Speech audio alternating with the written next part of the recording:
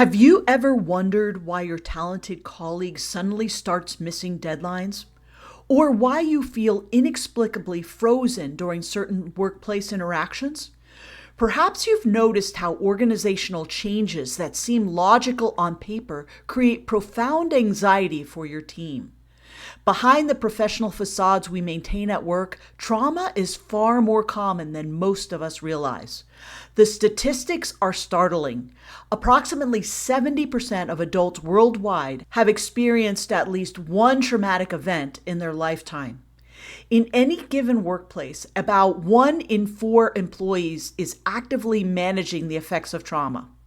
If you're navigating your career while carrying trauma, traditional management approaches might feel disconnected from your reality. That's why today's episode is crucial for both trauma survivors and those who lead them. I've spent years researching how trauma impacts workplace dynamics, not just as a career coach, but as someone who has walked this path personally. Today, I'm going to share insights that will transform how you experience leadership, whether you're the one being managed or doing the managing. By the end of this episode, you'll understand the unique challenges trauma creates in workplace relationships and discover practical trauma-informed approaches that benefit everyone in your organization. Skip this, and you might continue misinterpreting trauma responses as performance issues, or worse, inadvertently creating workplace conditions that trigger rather than heal. Did you know that trauma impacts how we navigate our careers, but most career advice ignores this reality? Imagine feeling confident and safe at work while honoring your healing journey. Welcome to your Trauma-Wise Career Guide, the podcast that reimagines career development for trauma survivors. I'm your host, Cindy Bennett, a trauma survivor turned trauma-informed career coach and founder of the Resilient Career Academy. If you're navigating your career while honoring your healing journey, you are in the right place. Let's start with a reality check about trauma in the workplace.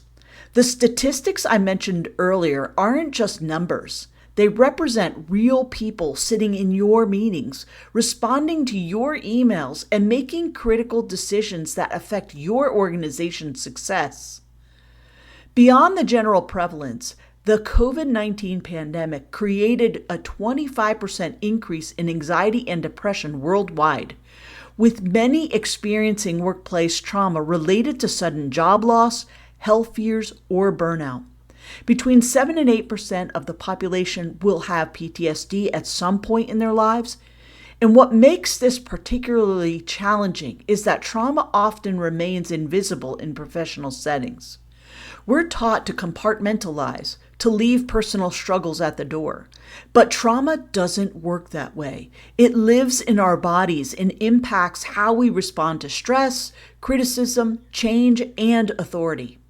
When trauma responses are triggered at work, they commonly manifest as inconsistent performance, where an otherwise high-performing employee suddenly struggles, heightened sensitivity to feedback that might trigger shame spirals, difficulty adapting to organizational changes, trust barriers that makes building psychological safety challenging, communication patterns that like aggression, avoidance, shutdown, or excessive people-pleasing.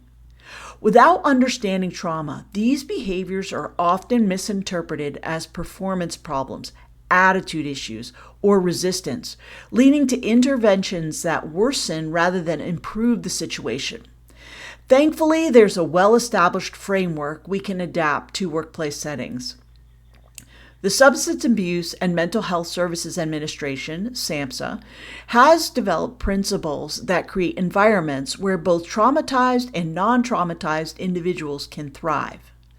SAMHSA defines a trauma-informed approach as one that realizes the widespread impact of trauma and understands potential paths for recovery, recognizes the signs and symptoms of trauma in all people involved with the system, responds by fully integrating knowledge about trauma into policies, procedures, and practices, seeks to actively resist re-traumatization, What makes this framework powerful is its focus on systems rather than individuals.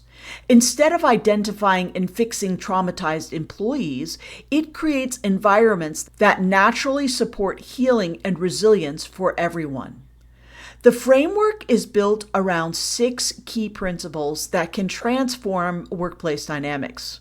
Number 1 is safety, ensuring physical and emotional security. Number 2 is trustworthiness and transparency, building reliable relationships. 3 is peer support, creating networks of shared understanding. 4 is collaboration and mutuality, distributing power.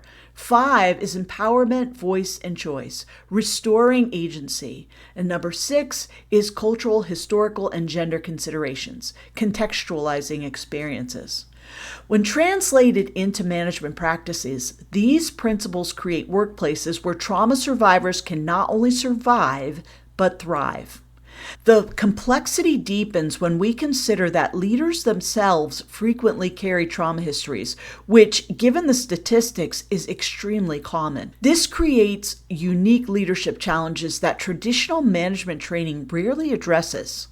Without understanding their own trauma responses, leaders may react disproportionately to certain employee behaviors that trigger their own wounds, struggle with boundary setting, becoming either rigid or insufficient with limits, feel uncomfortable with authority due to past experiences with abusive power dynamics, develop perfectionism that leads to burnout and unsustainable workloads, create complex, escalating dynamics when both manager and employee have trauma histories. When leaders lack awareness of how their trauma shapes their leadership style, even well-intentioned management approaches can backfire. Becoming a trauma-informed leader doesn't mean lowering your standards or turning into a therapist. Rather, it means creating conditions where all employees can bring their best selves to work. Here's what trauma-informed management is. It's a comprehensive approach to leadership that recognizes trauma's prevalence.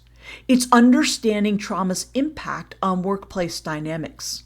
It's creating systems and practices that promote healing and resilience. It's implementing policies that enhance psychological safety. It's developing communication approaches that minimize triggering responses. And here's what it's not. It's not turning managers into therapists. It's not lowering performance standards or making excuses. It's not diagnosing employees or invading privacy.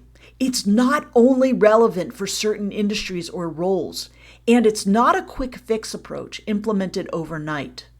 When leaders integrate trauma awareness into their management style, they can better distinguish between performance issues and trauma responses, communicate in ways that promote safety rather than trigger defenses, and create accommodations that support high standards rather than compromise them.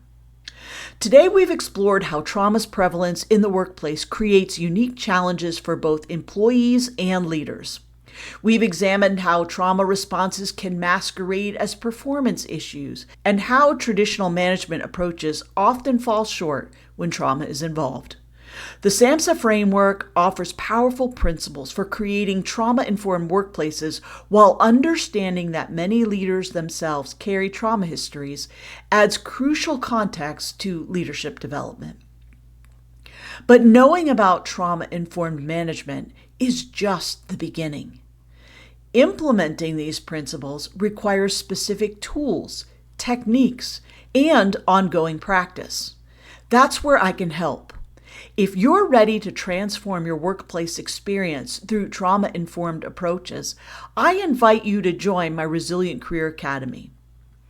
In this comprehensive program, you'll learn how to recognize your own trauma responses in workplace settings, communicate needs effectively without shame, set boundaries that honor your healing journey, advocate for trauma-informed policies in your organization, build career resilience while prioritizing your well-being, Visit cindybennettconsulting.com/RCA Learning Community to learn more and use podcasts for 15% off your first month. Remember, healing doesn't mean choosing between career success and personal well-being. The right approach allows you to pursue both simultaneously. Before you go, I'm thrilled to share who will be joining me in our next episode. I'll be welcoming my dear friend Holly Dillon, former Microsoft leader, career coach, and CEO of Recenter Limited in UK. Together, we'll be exploring the 6 pillars of trauma-informed management, where we'll translate SAMHSA's principles into practical leadership actions. Holly brings invaluable corporate leadership experience along with her deep understanding of trauma-informed approaches. She'll share real-world examples of how these principles transform teams she's worked with, including how one organization applied the safety principle to redesign their performance review process, and how another implemented collaboration and mutuality to distribute power more equitably.